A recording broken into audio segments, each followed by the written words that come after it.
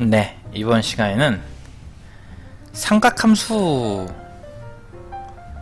대해서 설명을 하려고 합니다.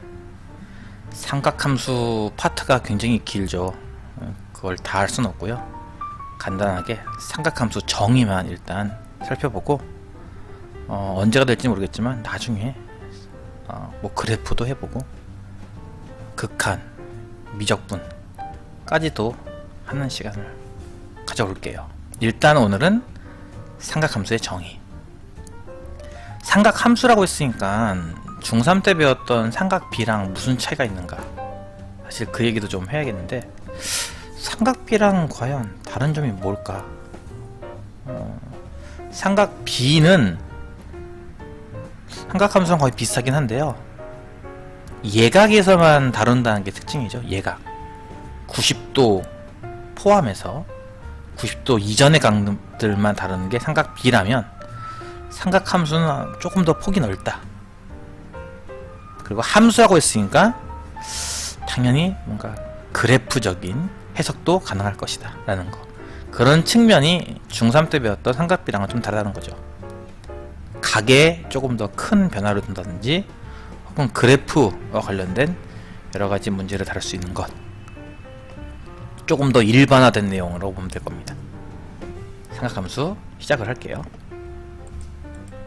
일단은 각에 대한 얘기를 좀 해야 되는데요, 중학교 때까지 배웠던 60분법, 그러니까 원 한 바퀴를 360도라고 본 다음에 그거를 쪼개서 1도, 2도, 3도를 만드는 개념, 그런 개념이 아니라 다른 차원에서 각을 정의하겠다라는 호도법을 일단 배우게 됩니다. 호도법은 호를 기본으로 하는 작도법이에요. 각도법. 호를 기본으로 하는. 반지름 길이와 호의 길이가 똑같아지는 중심각이 있을 것이다. 부채꼴에서 반지름의 길이와 호의 길이가 똑같아지는, 공평하죠? R 대 R 대 R, 이렇게 1대 1대 1, 이렇게 공평해지는 요 상태의 중심각의 크기를 1라디안이라는 새로운 단위로 정의를 하죠. 그래서 반지름의 길이와 호의 길이가 같아질 때 그 중심각의 크기를 새로운 단위 하나 만들고 그걸 하나의 단위로 보자. 이것을 1라디안이라 부르자 라고 합니다. 이게 이제 호도법의 출발이죠. 실제로 1라디안이 얼마만큼인지 기존에 배웠던 사고방식에 좀 연결해서 계산해 본다면, 일단은 비례식을 만들어요. 이제 부채꼴의 중심각과 호의 길이는 비례한다라는 성질을 이용해서, 방금처럼 1라디안일 때 이 부채꼴 호의 길이가 R만큼이었으니까 중심각이 X라디안, 이게 반원이에요. 참고로 반원이라고 가정을 해본다면, 똑같은 반지름 R인 상태에서 이때 호의 길이는 파이 R, 그러니까 원 한 바퀴가 2파이 R이니까 반원이라면 그 절반인 파이 R이 되겠죠. 파이 R만큼 아니겠는가. 요 비례식을 통해서 일단 X가 파이 라디안, 즉 180도에 해당하는 각은 라디안 단위로 본다면 파이 라디안이다. 3.141592 점점점 나가는 그런 라디안이 바로 180도다 라는 것으로 1라디안의 값이 파이분의 180도, 약 57.29 이렇게 나가는 각인데, 대충 57.3도쯤 60도에 조금 못 미치죠. 60도에 조금 못 미치는 그 각의 크기를 1라디안으로 정의한다는 겁니다. 보통은 그냥 파이 라디안의 값이 180도 이런 식으로 해서 외우기도 하고요. 그냥 간편하게는 파이는 180 이렇게 외우기도 한다는 거죠. 파이는 180. 기억할 거는 딱 하나입니다. 파이는 180. 좌표 평면에서는 각을 어떻게 정의하나요? 일반적인 도형에서는 그냥 각도기를 재고 대고 그냥 각을 잰다, 이런 관점이라면, 좌표 평면에서는요, 일단 중심이 원점이고 반지름이 적당히 주어진 한 원 위에 한 점을 잡습니다. 그래서 이 점과 원점을 연결을 해요. 이것을 우리가 이제 각을 잴 때 쓰는 선분, 다른 말로는 이게 동경이라고 부르는데요. 움직인다는 뜻이에요. 쉽게 말하면 움직인다. 이 점이 어쨌든 원 위에 있으니까 원 위를 이렇게 좀 공전한다고 할까요? 지구처럼, 태양 주위를 도는 지구처럼 돌면은 태양부터 지구까지의 각을 재는 거죠. 일종의 그걸 연결한 선분 하나 만들어서 그걸 지금부터 동경이라고 부르고요. 어쨌든 이렇게 이 선분이 그럼 누구와 이루는 각을 될 것인가 라고 할 때 이루는 것은 X축 양의 방향, 오른쪽 선분, 얘를 지금부터 기준 삼아서 합니다. 기준. 좀 어려운 말로는 이것을 시초선 이렇게 부르기도 하죠. 시초선과 동경이 이루는 각을 재겠다 이런 식으로. 쉽게 말하면 그냥 기준으로부터 내가 재려는 선분까지의 각을 재겠다, 이렇게 생각하면 될 겁니다. 그래서 여기가 기준이다. 오른쪽에 있는 요 선분, 여기 기준이고, 나는 얘부터 시작해서 방향은 반시계 방향, 시계 반대 방향으로 얼마만큼 돌아가서 이 선분까지 도달했다라고 하는 이 각의 크기를 재겠다는 거죠. 방향은 반시계입니다. 이때 잘 생각해 보면요, 이 각이 만약에 0도, 1도, 2도, 3도 이런 순으로 각이 조금씩 커진다고 본다면요, 마치 이 점이 이 R,0이라고 하는 원이 X축과 만나는, X축 양의 방향과 만나는 점부터 시작해서 시계 방향으로 조금씩 올라갈수록, 반대 방향으로 올라갈수록 각의 크기가 커진다는 걸 알 수 있고요.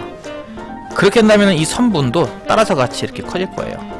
그래서 0도, 1도, 2도, 3도 해가지고 90도가 되는 순간부터는 이 다음으로 넘어가겠죠. 91도, 92도 하면서 또 180도가 되는 순간부터 또 다음으로 넘어가고요. 그래서 사분면의 이름을 정할 때 이쪽이 0도부터 시작해서 각이 커진다고 가정했을 때 이 선분, 동경이죠. 선분이 처음으로 만나는 사분면, 그래서 이게 1사분면. 각이 90도를 넘어가서 좀 더 커지게 된다면 두 번째로 만나는 사분면, 그래서 이쪽이 2사분면, 그래서 이쪽이 3사분면, 이쪽이 4사분면이 됩니다. 뭐 그렇다는 거예요. 삼각함수란 건 무엇이냐? 삼각함수, 함수잖아요. 함수니까 당연히 적당한 x값, 적당한 정의역 내에 어떤 x값, 킹콩콩님이 안녕하세요, 반갑습니다. 적당한 x값에 대해서 거기에 해당하는 적당한 y값이 존재해야 돼요. 그러니까 어디에서 어디로의 대응이냐, 이게 되게 중요한 건데, 삼각함수는요, 일단 각이 주어졌을 때 아까처럼 원 위로 움직이는 적당한 점에 대해서 원점과 연결한 이 동경이 시초선과 이루는, 시계 반대 방향을 이루는 이 각이 주어졌을 때 이 각에 대하여 적당하게 대응하는 실수값을 하나 만듭니다. 즉 각에서 실수로 대응하는 하나의 함수를 만들겠다는 거죠. 근데 어떤 실수냐라고 할 때, 이 원 위로 움직이는 점이기 때문에 원의 반지름이 등장할 거고요. 그 점에 각각의 x 좌표값, y 좌표값이 있을 거예요. 이것도 중에서 세 개잖아요. 보다시피 셋. 이 셋 중에 두 개를 짝을 져서 그것을 분수값으로 나타낼 겁니다. 그러니까 뭐 반지름분의 x 좌표, 반지름분의 y 좌표, x 좌표분의 반지름, x 좌표분의 y 좌표, y 좌표분의 뭐 반지름, 이런 식으로 셋 중에 두 개를 짝지어서 그걸 분수값으로 나타낼 거예요. 그래서 이 각의 크기와 이 분수값을 하나씩 대응시키는 형태로 삼각함수를 만들 건데요. 이렇게 해서 만들어지는 삼각함수 종류는 총 6개입니다. 왜 6개인지는 하나씩 해보면 알겠지만, 확률과 통계를 미리 좀 선행을 하거나 하는 학생들은, 그렇죠, 3개 중에 하나는 분모에 쓰고 하나는 분자에 쓸 거니까 분모에 쓸 거 3가지, 분자에 쓸 거 2가지, 3 곱하기 6가지가 되겠죠. 네, 그런 식으로 6가지가 가능성이 있겠구나 라는 걸 알 수 있을 거예요. 그 6가지를 각각 다음과 같이 정의하죠. 적당한 이 각에 대하여 반지름분의 y 좌표의 값을 사인이라고, 반지름분의 x 좌표의 값을 코사인이라고, x 좌표분의 y 좌표의 값을 탄젠트라고, 그리고 그들의 역수를 각각 코시컨트, 시컨트, 코탄젠트라 부르자라고 하는 거죠. 너무 많아서 외우기가 복잡하다 할 때는 중학교 때 외웠던 방식을 떠올리면 쉽게 외울 수 있을 겁니다. 일단 이렇게 위아래는 서로 역수 관계이기 때문에 역수 관계에 해당하는 이 밑에 세 개는 일단 잠깐 보류를 해도 상관이 없습니다. 보류를 하고요. 위에 것만 외운다고 친다면 사인을 외울 때 S자 필기체 기억나나요? S 필기체 이렇게 쓰는 거, 이렇게 쓰는 거. 그걸 따라서 반지름을 따라가서 Y 좌표만큼 내려오니까 그래서 반지름분의 Y표구나 이런 식으로. 코사인 C자 기억나죠? 이렇게 오는 거. 그래서 반지름만큼 따라 내려온 다음에 X 좌표만큼 가는구나 해서 반지름분의 X 좌표.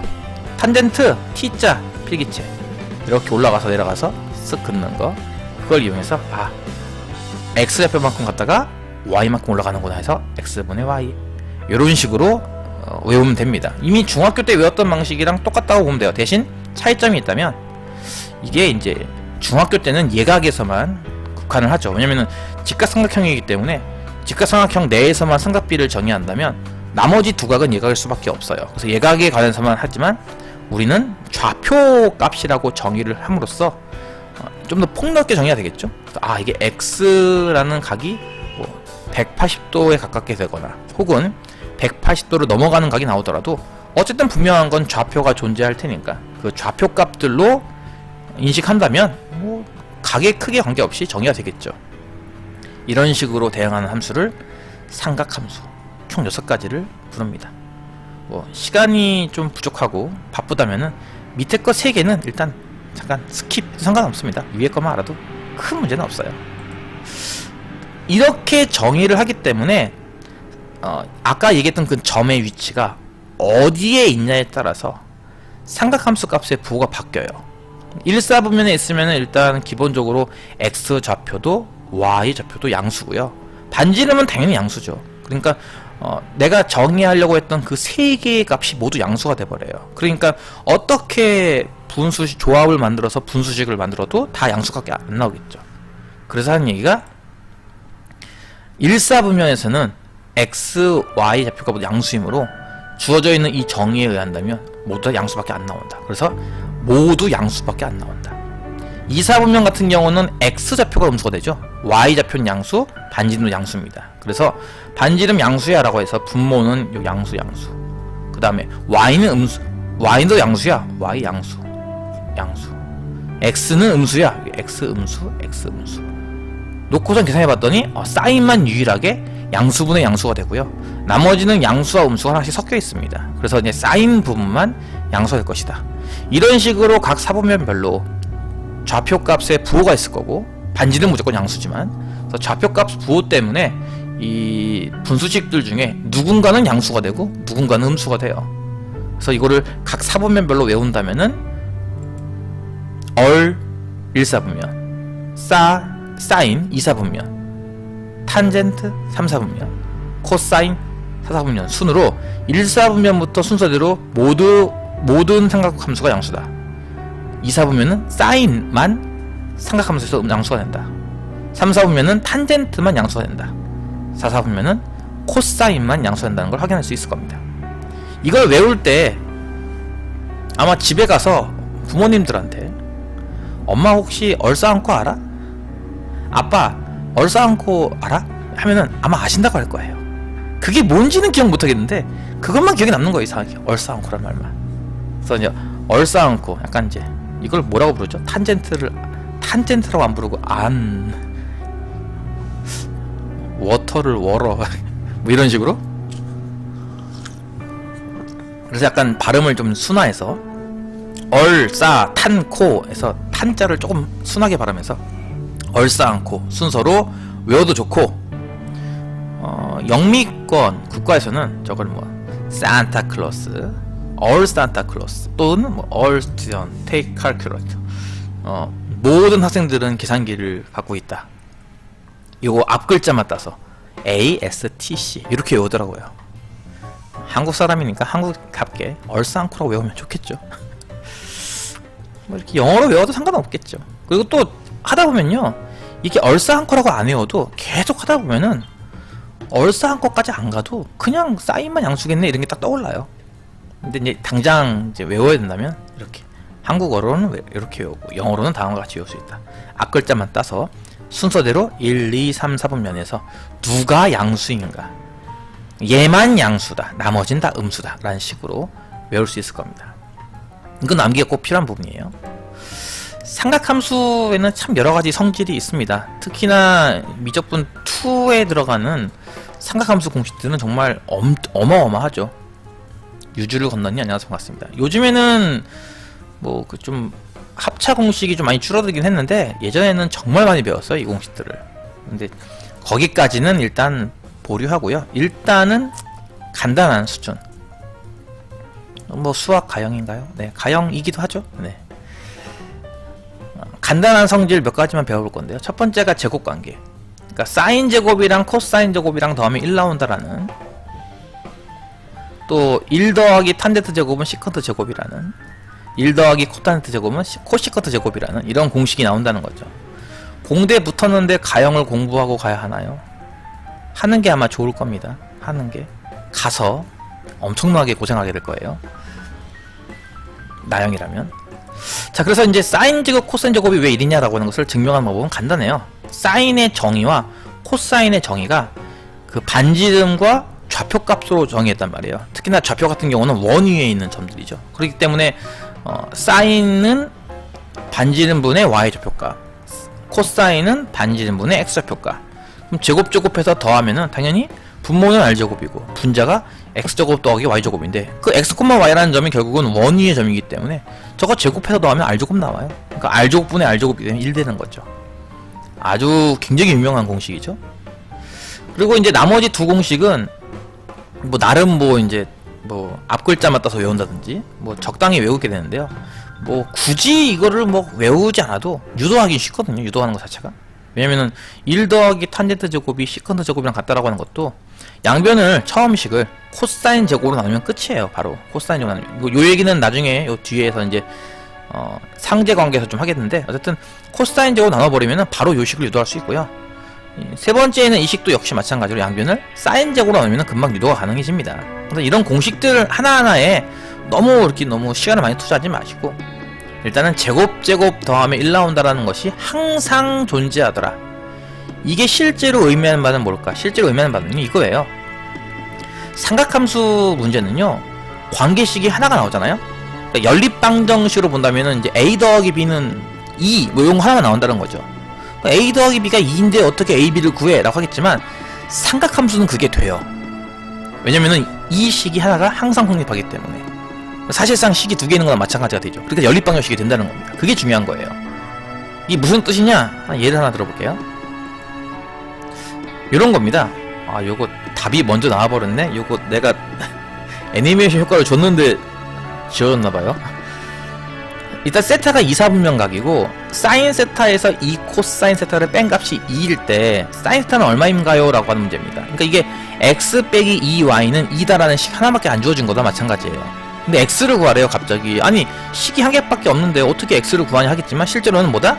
사인 제곱 더하기 코사인 제곱 1이다가 항상 존재한다는 거죠.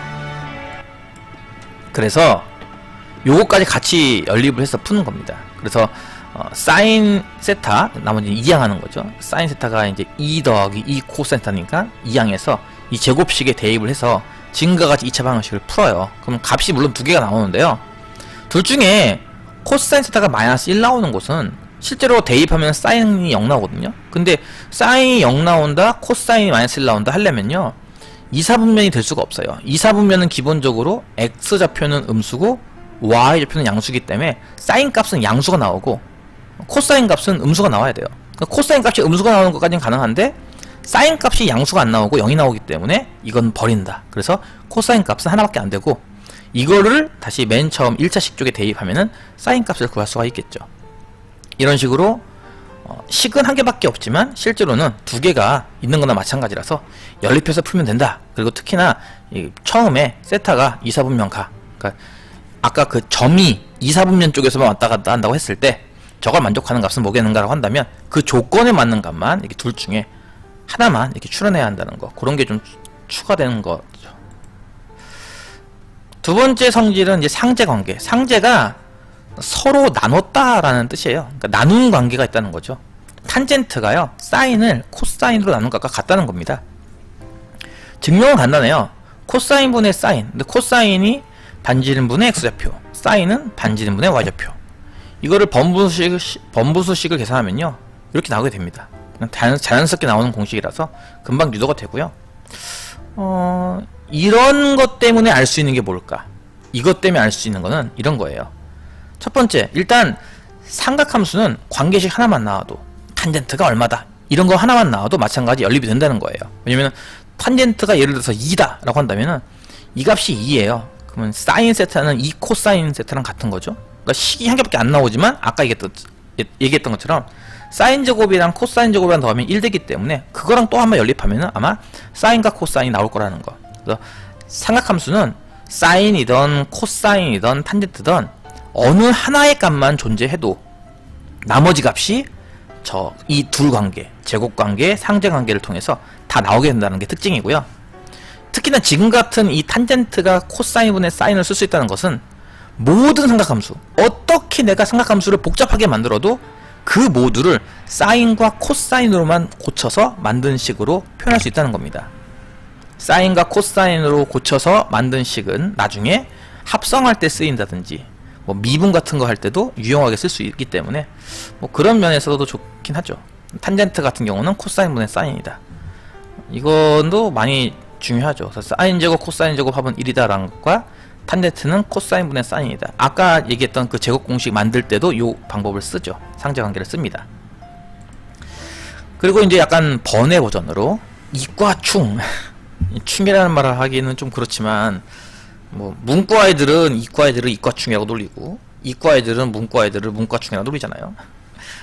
이과에 가게 된다면 반드시 해야 되는 거, 이게 극좌표랑도 연관이 되기 때문에 어느 정도 좀 해야 되고요. 이게 뭐냐면은 직각삼각형에서, 이게 직각삼각형이에요, 세 개 다. 직각삼각형에서 세 변 중에 한 변의 길이, 그리고 세 각 중에 직각을 뺀 한 각의 크기를 알 때 나머지 두 변을 표현할 수 있다라는 겁니다. 이 둘과 삼각함수의 값을 갖고 말이죠. 첫 번째 위에 있는 도형 같은 경우는 직각삼각형에서 빗변의 길이가 뭐 5 이렇게 주어지는 거고, 이 각 뭐 30도 아니면 뭐 아까 얘기했던 라디안 단위 뭐 6분의 파이 라디안 이렇게 각이 주어질 때 나머지 두 변을 A, B 이거 어떻게 구할래? 라고 하는 거죠. 그때 쓰는 방법은 이렇게 R 사인, R 코사인 이런 식으로 쓸 수 있다는 거예요. 이 연습을 해야 됩니다. 이거 만드는 방법은 간단해요. 그쵸? 여기 길이를 만약에 내가 모른다고 해서 A라고 둔다면요, R분의 A가 뭘까 생각하면 돼요. 잠깐 그림을 한번 그려볼까요? 그림을 그려서 조금 더 이해를 좀 돕기 위해서. 짠! 직각삼각형이 있고요. 요 각이 세타, 요 길이가 R입니다. 난 이 길이를 뭔가 표현하고 싶어. 모르니까 일단 이 길이를 X라고 둡니다. 이렇게. 그러면 이제 삼각형에서 R과 X로 만들어지는 게 뭐가 있을까?